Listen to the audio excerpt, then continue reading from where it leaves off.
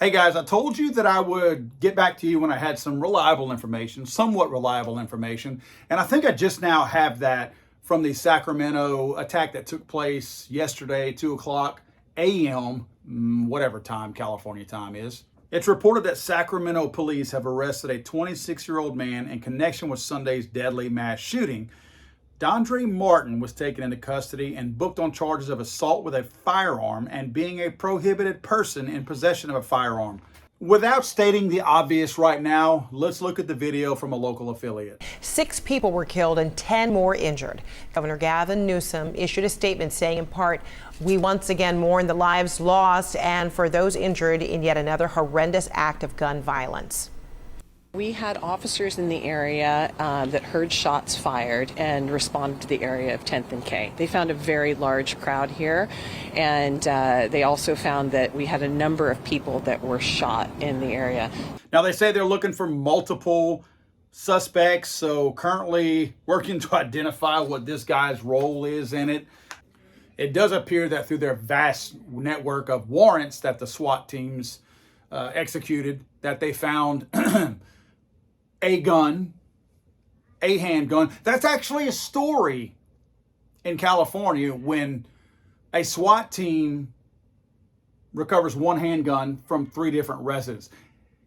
In Louisiana and most other parts of the country, that would be a major disappointment, but that's actually a story over there.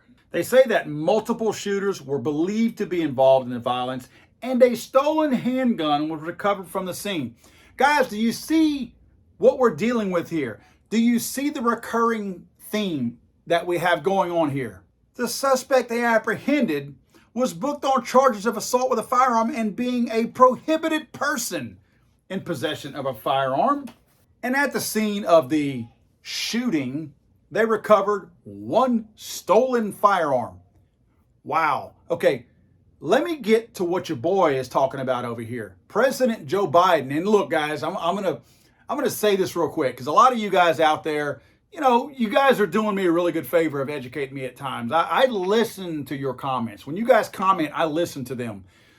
I see false flag stuff all the time. I always see that. And I don't look at false flags as being what many people think being false flags, because I look at them as just a cost of doing business. They do this. I know what a lot of these people do.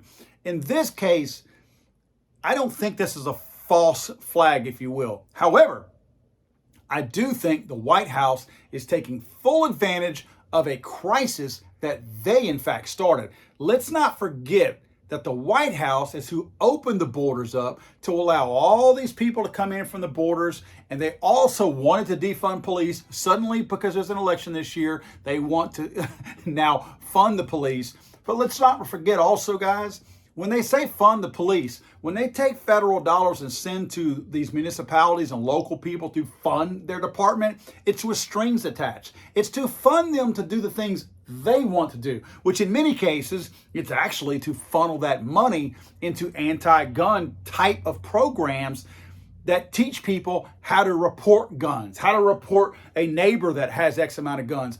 So just because they say fund the police, they're not trying to fund people walking the street trying to prevent crime. They're trying to use that money to funnel into areas that are actually going to work against law-abiding gun owners and report them as suspected and potentially bad people. But in regards to this shooting and taking full advantage of a bad situation, you can tell they were waiting.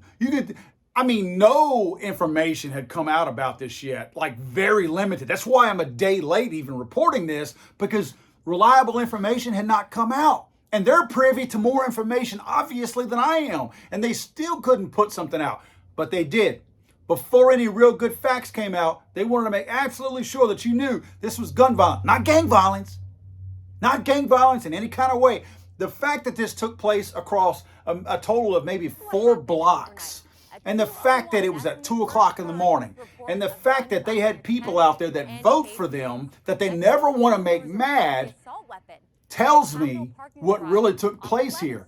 Read between the lines, because the lines are easy to read between. The White House states that today America once again mourns for another community devastated by gun violence. Here we go. I'm going to skip down 3 paragraphs because a lot of this is garbage. You've heard it, I've heard it, tired of hearing it, but I want you to see the points that these people are trying to push through.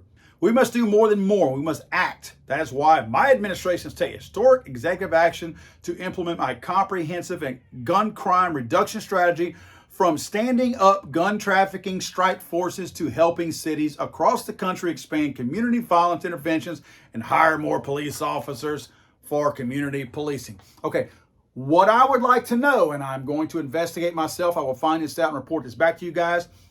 What exactly is standing up gun trafficking strike forces to help cities across the country expand community violence interventions? Pretty sure I know what that means. It means paying more money to Bloomberg to tell us all that guns are bad and ways that we can eliminate them from law-abiding citizens. They continue on to say, we also continue to call on Congress to act. They want to ban ghost guns, require background checks for all gun sales, ban assault weapons, and high-capacity magazines, repeal gun manufacturers' immunity from liability. Because you guys probably watched my videos already and you know a lot of what I've already said, I don't want to dwell on these too much, but I gotta address these. I don't even feel right not addressing this potato in the White House. I have to say this. Ban ghost guns. Men have been creating their own guns since the dawn of time, at least the dawn of civilized time, or their own weapons, I should say, since the dawn of time. Require background checks for all gun sales. You know what that means, right? You cannot will a gun to a son, a daughter, a family member. You cannot give or loan. Yes, including loan. Make no mistake, these people have made it very clear in the bills that they try to pass in the dead of night that this includes loaning a firearm. If your friend or cousin wants to borrow a shotgun to go duck hunting Saturday morning, they have to do a transfer of the firearm into their possession and then back to you whenever they return it. That's what they're talking about. Ban assault weapons and high-capacity magazines. I'm not even going to address that. That's just stupid. It's the same old thing. It's semi-automatic guns. They've made it very clear it's not AR-15s, it's not AK-47s. It is any type of semi-automatic firearm. Once they would be able to get that, they would simply move on to the next firearm that they want to eliminate. It doesn't stop there. High-capacity magazines, define a high-capacity magazine.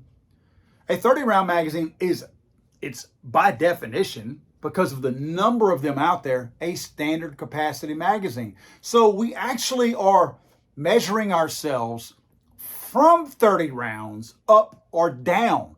So if you're going to call it a high capacity magazine, my guess is it's got to have 31 or more rounds in it. But nevertheless, the Constitution doesn't have limits on the number of rounds that you can have. And the last one pisses me off.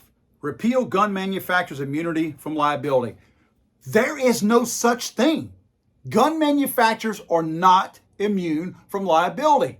Just like everything else, cars, everything else. If a gun manufacturer builds a defective product, they will and are sued for this on the regular. What they're trying to open it up is if somebody like these gangbangers in Sacramento use these firearms like the stolen one that was recovered from the crime scene or the one that was recovered from the warrant being served, they want to be able to sue the maker of that gun. Think about this. You got criminals, one already locked up, other one's being looked for, who shot people, killed 6, have 12 more who were injured. Drop the gun on the street. Why? Because they don't want it. Because it was stolen. Now they think it can't be traced back to me. You know why it can't be traced back to them? Because there's not a background check associated with it. Because it was stolen. The guy who owns it, it's going to show up that John owns this gun, but John's not who shot everybody because it was already reported stolen. So the background check did absolutely no good because the criminal stole it and created another crime by shooting people with it. Yet even though they have the wrong person in terms of who the gun was actually sold to because of the background check, they still want to take that responsibility off the criminal because guess what? He ain't got a lot of money. Let's sue somebody. Let's sue the gun manufacturer into oblivion, even though the gun manufacturer didn't steal the gun and didn't shoot anybody. Zero negligence involved in terms of the gun manufacturer. But they want to be able to sue that person. It's wrong, it's un-American, and people should speak out about it. This administration is not going to stop, guys. You cannot for one moment tell me that they were not sitting back praying for an instance like this to happen. So their own people are committing these acts of violence.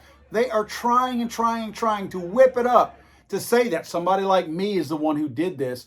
You know that whenever they have a killing or a shooting or anything like this that takes place, you know that it's one of their own people when they don't immediately say what color the people were, what they look like, or anything they said at the crime scene. All it takes is a few hours for a crime like that to go by, and I know who committed the crime. This is pathetic. The fact that the White House waits with bated breath. We got a shooting. We got a shooting. Put out the memo. That one we wrote a year and a half ago. Put it out.